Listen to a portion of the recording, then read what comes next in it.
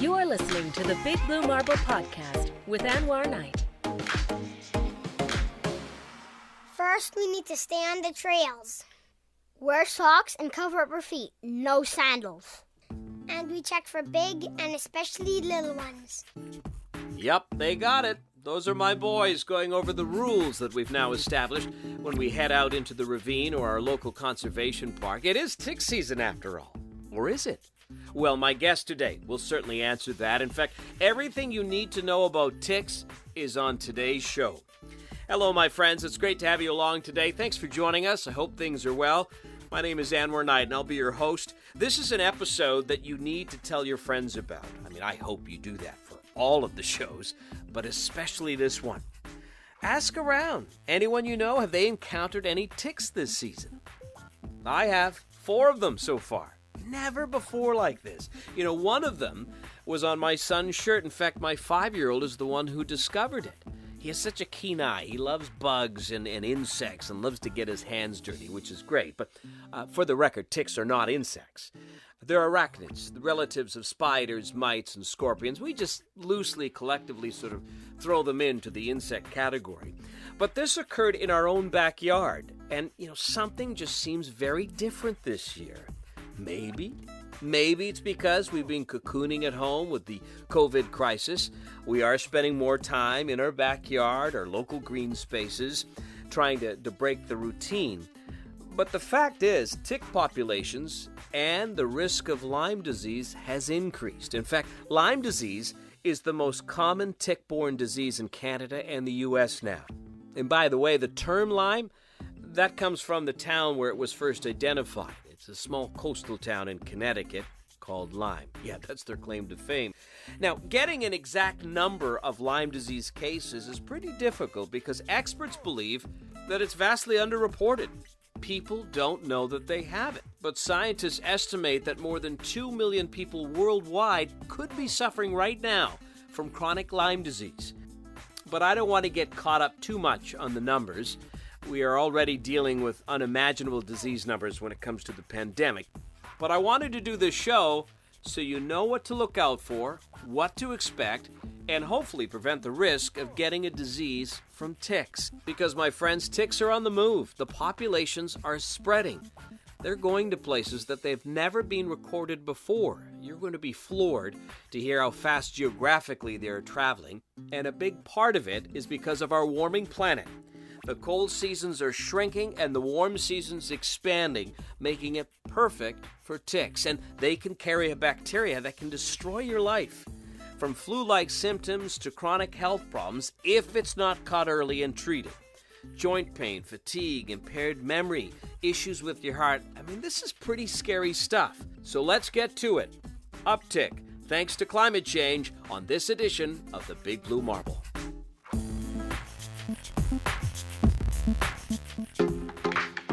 Have a question, comment, or show idea? Let us know at bigbluemarble.earth. It's great to have Dr. Katie Clow join us. She is an assistant professor at the Ontario Veterinary College at the University of Guelph and has focused a lot of her research specifically on ticks and Lyme disease. Good day, Dr. Clow. Hi, Anwar. Thank you for having me. Well, virtually all of us have been fixated, understandably, on COVID-19. There is another infectious disease lurking, which seems to also be increasingly prevalent, especially now with the sunny and very hot weather, and that is Lyme disease brought on by ticks. So I wanted to begin by asking you, is summer officially tick season, per se? So that's a great question. The word tick really implies a whole bunch of different species of insects. And so if we think of black-legged tick season, which is the tick in Ontario, the tick species in Ontario that we're worried about transmitting the bacteria that causes Lyme disease, we do have sort of a more defined tick season per se. And it fluctuates, of course, year to year. There's always a little bit of variability. But generally we see black-legged ticks, the adult life stage starts to become active once temperatures become a little bit over zero. So we can always see them actually active sometimes in those weird warm spells in the winter, but we start to see more consistent tick activity, in April coming into May for sure. And then into June, July, we actually have a different life stage that starts to become active. So those are the nymphs, or what I call the teenager stage of the tick. And then when we get to the really hot summer months, so like mid-July into August, we actually see a little bit of downtime in tick activity. And then August and September, we see all the baby ticks come out. So those are the larvae. And then once we get back into the fall, we generally see a lot of adult activity. So fall is actually peak adult time for black-legged ticks. That's really interesting. I had no idea, and I bet I'm not alone there. There seems to be a major focus on the summer months, but we shouldn't let our guard down because clearly the risk continues. In fact, very likely, it's even worse in the fall. Yes, so the reason I think sometimes summer gets implicated as big tick season is because we see more nymph activity in June and July, and nymphs are the really small life stage, so about the size of a sesame seed, and they're believed to be attributed to most of the disease or the pathogen transmission we see because they are so small, and they're also active when people, want to be wearing sandals and shorts and out and about, and less likely to be covered up and taking those necessary precautions. Now, the size of a sesame seed, that's pretty small. And I guess that's what makes it easy for them to get comfy without being noticed. But what about winter? Does nature offer up some sort of defense and balance with a cold winter killing off some of the ticks? No. Ticks, they crawl down into the leaf litter layer of the forest, so that sort of, all the leaves and brush and things, and they just chill out there for the winter. So they go into a quiet period, but underneath that insulative layer, even if it's really cold and we get lots of snowfall, the ticks are still going to hang out there. So they're not actively questing, as we call it. So that's the fancy word for saying they climb up onto something and just wait for you.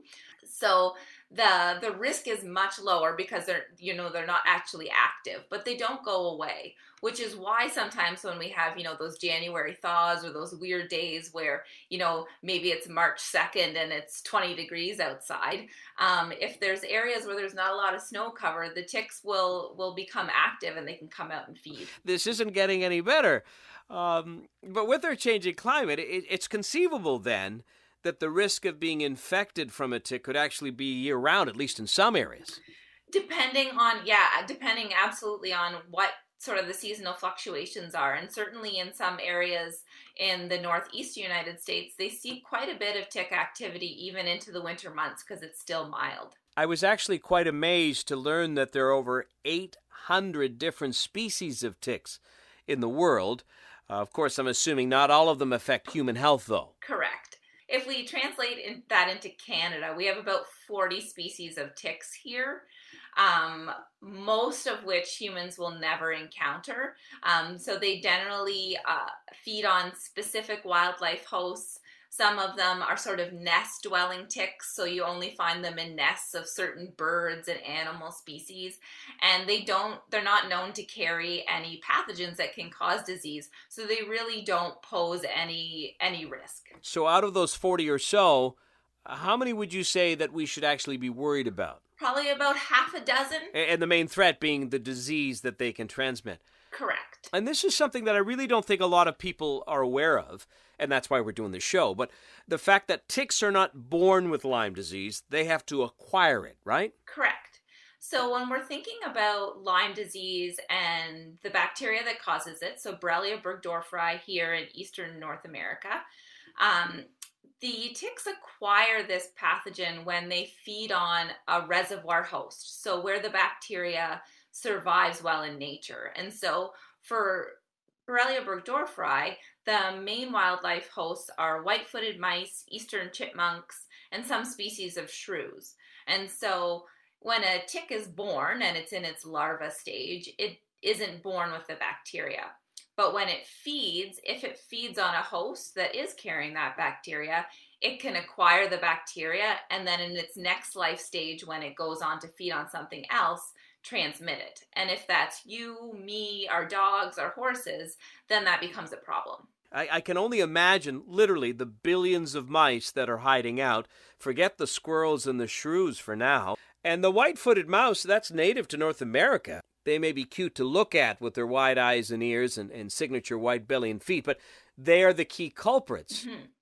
I recall that there was a study out of New York that connected acorns, wild mice, and Lyme disease. That is, in the regions that there was a bumper crop of acorns, there were in fact more mice and more cases of Lyme disease, yet I'm sure it's not quite that simple. The tick population has to be there first for any transmission to happen. And it's one of those chicken and egg things that we haven't quite figured out, and sort of differs by region about, does a tick arrive that is infected with the bacteria and then it becomes a transmission cycle establishes with the tick and the rodent population and then we see transmission, or are some of the rodents do they already have that bacteria and then the tick arrives and that allows transmission to happen? The jury's sort of out on exactly where that happens, and we think it might be different based on regions. But certainly if you have a black-legged tick population and lots of white-footed mice, and you know that there's Borrelia circulating, that does increase the risk because there's a very high rodent population and a good reservoir population. And I'm curious, once they get the bacteria and now are a carrier of Lyme disease, does that stay with them until they die? Yes, it stays in them. Yeah. So generally we see, if we think about sort of the number of ticks that are infected with the bacteria, that percentage increases per life stage because they've had more opportunities to feed. So we don't see as many nymphs infected because they've only had one opportunity to feed as a larva. And then that percentage gets higher as adults because they've had a couple opportunities to feed and therefore acquire the bacteria. So these guys, generally speaking, don't seem fussy when it comes to a meal, or are they? We call black-legged ticks sort of indiscriminate feeders, which varies by tick species. So some tick species are very host specific and they like to feed on a specific species of bird or just a group of mammals that they might like to feed on. The ones that do feed on us and potentially transmit things to us are more likely indiscriminate feeders. And so the black-legged tick, even saying that, it does have preferences, and those preferences actually vary by life stage. So the little guys, the larvae, like to feed on the small rodents and small birds, which actually is sort of an advantage if you're thinking about the bacteria, because the tick likes to feed on it and it's feeding on something where the tick will acquire it. For nymphs, as they get a little bit bigger, they like to feed on bigger things. So you'll still see them on the small rodents, but you'll start to notice them on bigger mammals and us, of course. And then once you get to the adults, which is the active reproductive stage of the tick, particularly the females, because she has to get a really good blood meal to support the growth of her eggs, they like to feed on bigger things. So white-tailed deer are sort of the preferred host for adult black-legged ticks. But of course, they'll feed on you, they'll feed on our dogs and other large mammals. And there's the problem. We're a part of the buffet then, right? We're the host du jour. Yes. And, it only makes sense that finding a host, any host for that matter, would be easier in the warmer months, though, simply because there are more of us out there. People and animals are active outdoors.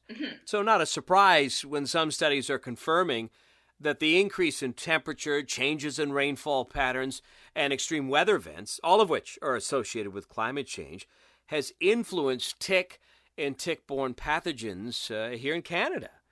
I'm curious, in your research, is there a trend that stands out? So there's been lots of research in Canada by a lot of different scientists that have looked at the impact of climate change on tick-borne diseases, and with a specific emphasis on the black-legged tick and what patterns we might see with Lyme disease. And certainly very consistent research that with warming climates, the range of these ticks will increase, as well as their active season. And what we sort of see is So ticks have a specific range of temperatures that they thrive in, and their reproduction and development is actually tied to temperature. So as the temperature warms, they can go through their life cycle quicker because it is linked to temperature. And as we see this development increase, that means that they can go through their life cycle. If it's warmer for longer periods of time, they have more opportunity to feed and therefore go through their life cycle, reproduce, and form a population. Because what we used to see, particularly in more northern areas, and we still do see this in northern areas, is that the warmer season is quite short. So they don't have a long opportunity to feed and go through their life cycle. And if the period of time that it's too cold to support that is long, a tick's actually going to starve between one life stage to the next because it hasn't had good conditions to go out and feed and reproduce. And so as temperatures warm and that season extends, it's really supporting reproduction and growth of tick populations. And no shortage of heat right now. This has been a record-breaking July for much of Ontario. There was a study a few years ago from the University of Manitoba that concluded ticks are expanding their territory by nearly 50 kilometers, give or take a year, which is really quite something. 30 years ago, the only known risk area in Ontario was at Long Point Provincial Park, and for our listeners not familiar with southern Ontario, that's on the north shore of Lake Erie, southwest of London. But it's all changed now. Ticks are pushing into regions that they've never been before, which is alarming because that means the risk of getting Lyme disease is now also higher. And again, this is all connected to our changing climate. So where have they spread to? So if we're thinking specifically in Ontario, we've seen a dramatic spread in the populations, even over a short period of time. And so my lab and collaborators and people we've been working with, we do surveillance for these ticks on a yearly basis. And so this involves looking pretty silly. You go out into the woods, you drag a white flannel blanket, and you're looking for ticks. And although it doesn't sound very sophisticated, it's a really good way to assess whether there's local reproduction of these tick populations. We can look at numbers and look at whether they're carrying any bacteria. And every year we've seen sites where we had previously visited where we didn't detect things, and now we're finding black-legged tick populations. And there are sort of specific areas in the province where we're seeing a more rapid range expansion of tick populations. So Eastern Ontario is certainly one of them. There's also sort of an area north of Toronto up into the Aurelia-Barrie area where we've seen changes as well. And a lot of this, in addition to being tied to supportive climate, is that many of these areas have suitable habitat. And so when we think about the black-legged tick, this is a tick that really likes forested areas. It can dry out really easily, so you're not going to find it in really hot, arid environments. And so if we think of Eastern Ontario, which is an area that I love and I call home, is lovely forested areas, lots of lakes, lots of wildlife, and unfortunately, it's also somewhere that the ticks like to spend time too. Yeah, I wanted actually to dig deeper on that. Where do ticks call home? What is their preferred environment? The most common message seems to be just avoid tall grasses. But that is not necessarily the case as you're describing, or is it? It depends on what tick species you're talking about. And so if we're thinking about sort of like long grasses and meadows, that's sort of prime habitat for the American dog tick. Same with sort of ditches and along fence lines and things like that. The tick has a bit more resilience to drier environments and does well in sort of these long grassy field type areas. Now, is that species only stateside, being called American dog tick, or is that just the name? It's just the name. It's actually very common throughout southern Ontario, and we routinely see it. Really likes to feed on dogs, hence the name, but we also commonly see it on people. And then we can contrast that with the black-legged tick, which is more of a forest-dwelling tick. And so not to say that you can't find it in grassy areas. Ticks get transported on mammals and on birds.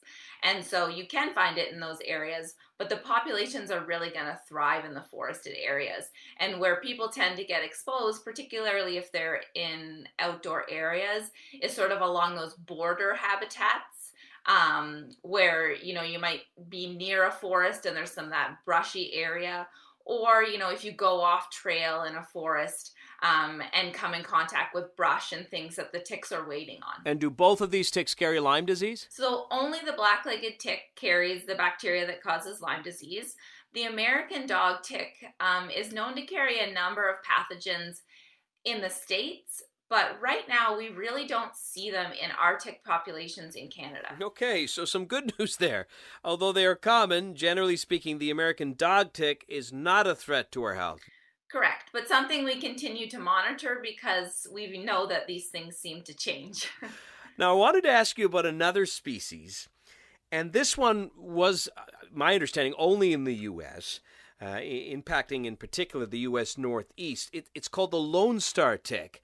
And if that bit you, you would develop an allergy to red meat. Is that true? It is. It sounds a little science fiction-y for sure. No kidding. And the first time I learned about it, I needed to find some good peer-reviewed articles to make sure that it wasn't science fiction. Yeah.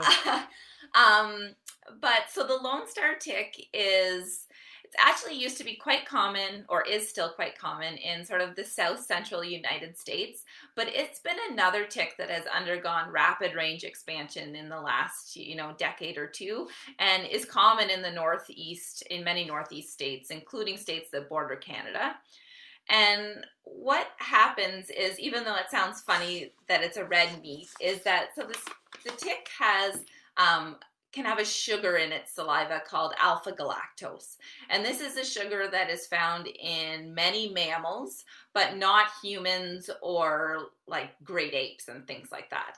And so when the tick feeds on you, it can actually cause, because your body is being exposed to these sugars, the body can form sort of a reaction to it, saying, well, this is something foreign, and we don't really like it. And then the next time it's exposed to it, which is common in red meat because it's a sugar that is found in other mammals, then the body reacts negatively to that because it now recognizes it as something foreign and causes that allergic reaction. And is that for life, do you know? I think the research is still really new on it. I think it was something that was recognized for a while, and it took time to sort of make that connection with the tick, because it is sort of, sounds a little odd.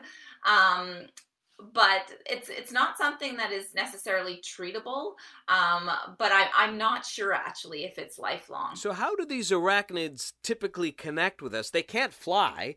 How do they get to us? What's their goal? Yes, so ticks are incredibly lazy. As I said, the method that they use to find a host is called questing, which is essentially they find some piece of vegetation, be it a bush or a piece of grass or something, and they climb up and they essentially stick out their front legs and wait. And they have the ability to sense heat and particularly carbon dioxide, to know that something is around that they can feed on. And when that thing comes close enough, they latch on to that host. They can crawl around for a little while, and then when they find a suitable location, they bite and start feeding. So they're almost like mosquitoes in that regard. They sense our CO2, among other things, but these guys just wait to hook us. That's really fascinating. And when will they start feeding? I was reading that the window of opportunity is typically 24 to 36 hours. Usually they do take a little bit of time, maybe an hour or two, to find a spot where they want to latch on. And the 24 to 36 hours is actually the time frame that is given for transmission of the bacteria that causes Lyme disease from the tick. And the reason why there's that time frame is that the bacteria actually resides in the gut of the tick.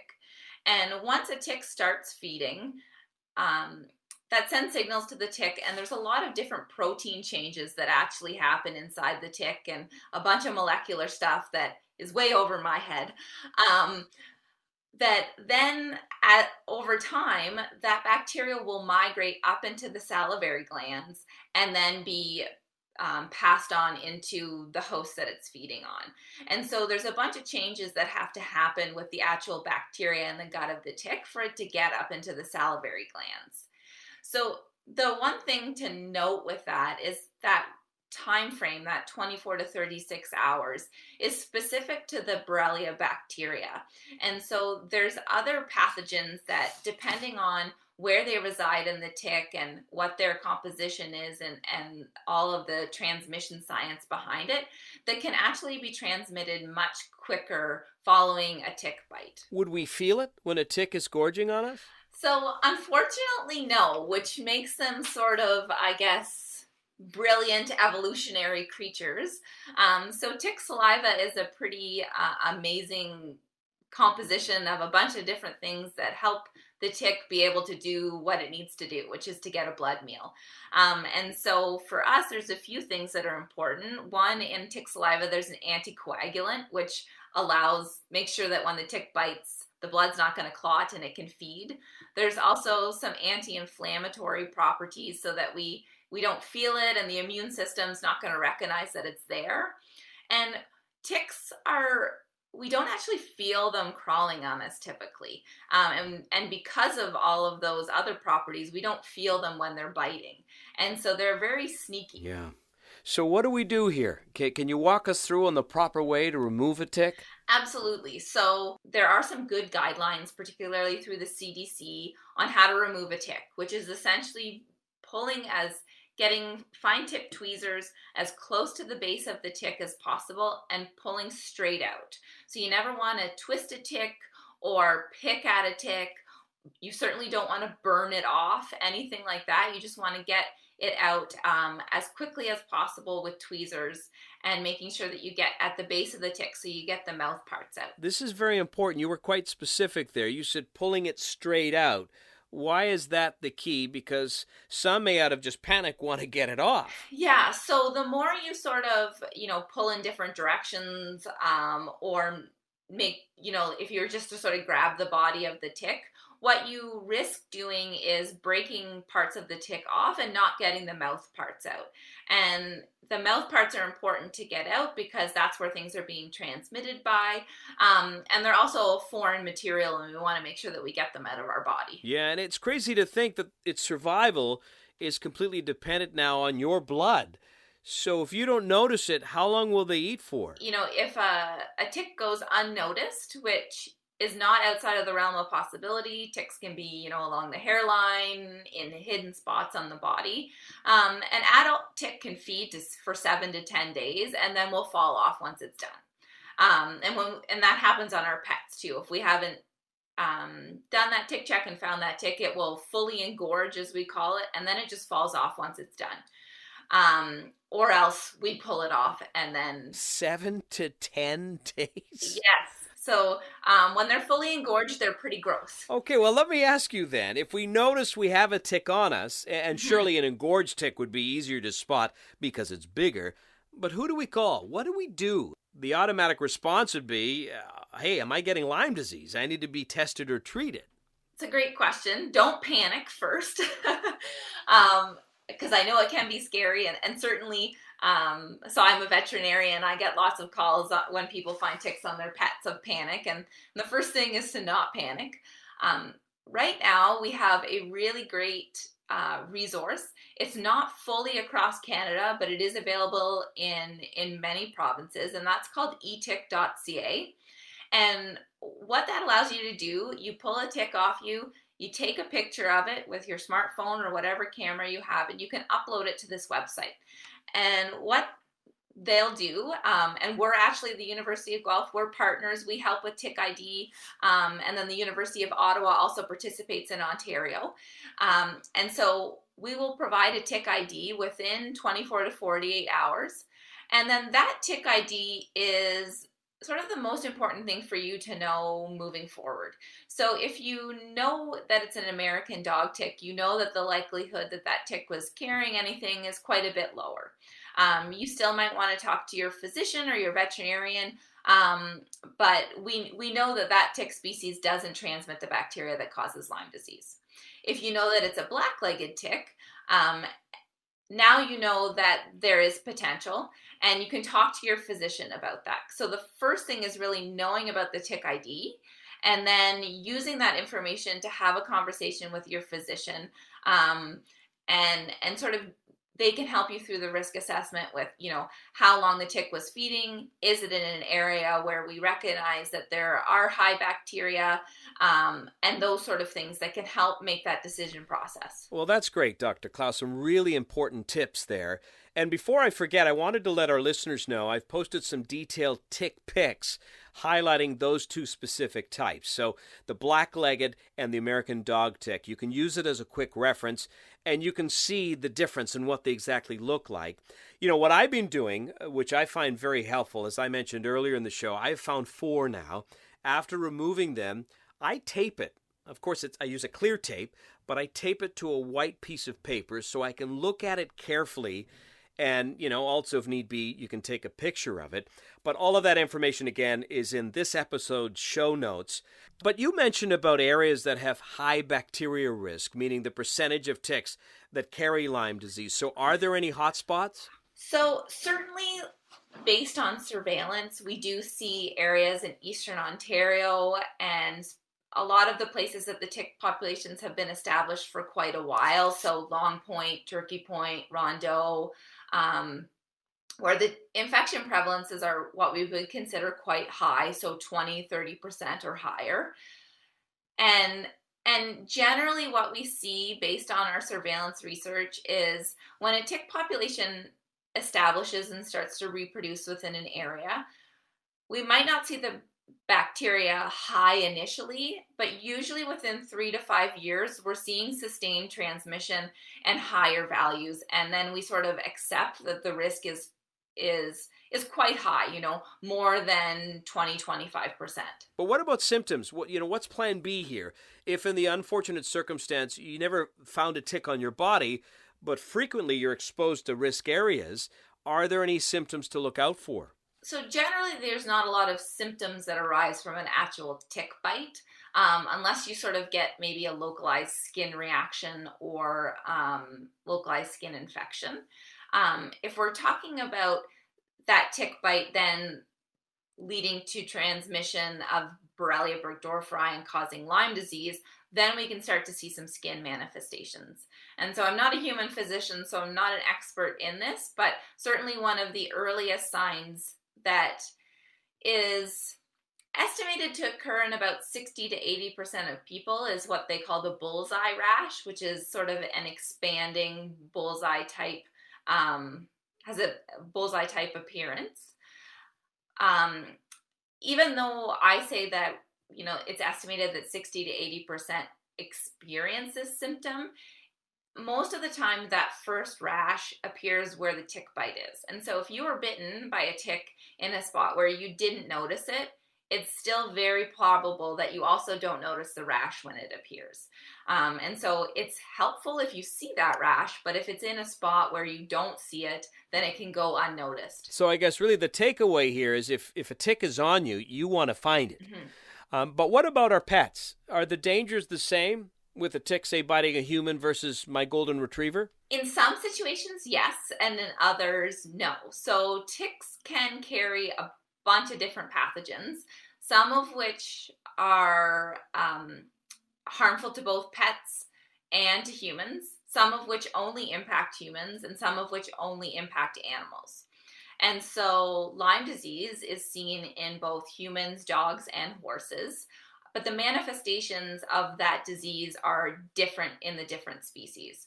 And so in humans, where we see about 90% of people who are exposed developing clinical signs, we see the flip side in dogs. And so dogs seem to have the ability to mount an immune response, and we only see dogs getting sick about 10% of the time. And what we recognize in dogs is different than what we see in humans. And so in dogs, generally the first things we see are, your dog's just not feeling well, has a fever, is off its food. And then the other sort of characteristic thing we typically see is what we call a shifting lameness. So your dog seems to have a sore paw on its front leg one day, and then the next day you notice they're limping on the hind leg instead of the front paw, and you're sort of confused because you think, well, if they got, stepped on or injured something, why is it shifting throughout the body? And so that's sort of a characteristic sign that makes us think maybe we should be evaluating this for Lyme disease. There's also one rare thing that we see in dogs, and we don't see this in humans, which in very rare cases, there's been a link between a type of kidney failure that can be fatal in dogs and exposure to the bacteria that causes Lyme disease. And so that's sort of the scarier aspect that we see in veterinary medicine. Now, as a responsible pet owner, we get tick medication for Nova, as do many other pet owners. But does that mean she's in the clear and I don't need to worry about her? There's a couple different mechanisms that they work by. And so there's a few that act as sort of a repellent. So the tick just doesn't bite at all. And then there's others that act that the tick has to feed to kill the tick. It happens fairly quickly, but it still means that you might see ticks on your pet. And so regardless of what medication your pet is on and which route you choose, it's still really important that we practice sort of multimodal prevention with our pets. So making sure that when we're doing our tick check, we do our tick check on our dogs as well. And, for us, I just try and disguise it as, a really good ear scratch and belly rub. And then, trying as much as possible to also stay out of tick habitat with pets. And I know that that's a lot harder. Certainly, if you have a dog that you're going out in the forest, to stay on the trail, but man, they're going to have a really good time if they get to go run through the woods for a bit.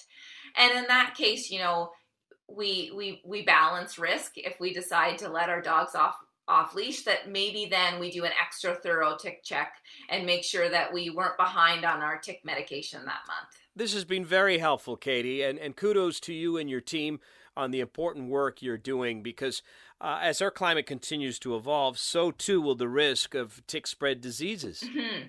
We're still detecting new populations in different areas, and there's concerted effort across Canada by a number of groups to start doing sort of sentinel surveillance where we might not be seeing the tick populations, but we know that, the climate is supportive, the habitat is supportive, there's human populations at risk. So let's start monitoring.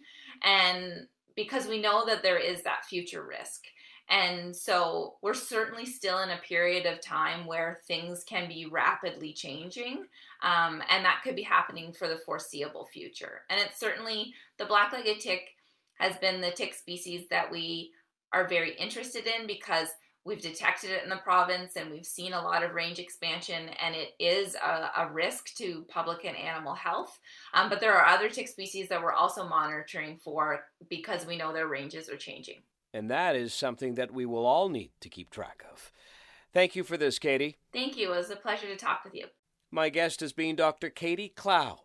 She's an assistant professor at the Ontario Veterinary College at the University of Guelph and is also a part of the team that runs petsandticks.com.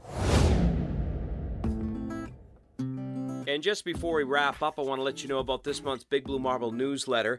It's 100% free, by the way, and we send it out each month. And an amazing response so far, with subscribers now around the world, our newest out of the Netherlands. Yay! So welcome aboard. We'll be sending out this month's edition in about a week, and our feature story is about the world's longest lightning bolt. This will blow your mind. Take a guess how long we're talking here. Can you imagine 700 kilometers. It's an incredible story. You'll find out where it happened and what it looked like from space. Again, that and much more in the upcoming edition, our newsletter, and you can sign up at bigbluemarble.earth. I want to send out a big thank you to those who continue to retweet and share my show updates. I really do appreciate that. You can follow me on Twitter and Instagram at Anwar Knight and on Facebook at Anwar Knight TV. If you have a show idea, questions, or comments, by all means reach out at any time. And please subscribe to the show and share it. Let your friends and family know what we're trying to do here. Learn and discover and help our planet. So please sign up as we continue to grow. Until next time, I'm Anwar Knight, wishing you a great day on the Big Blue Marble. That was another great show, Daddy.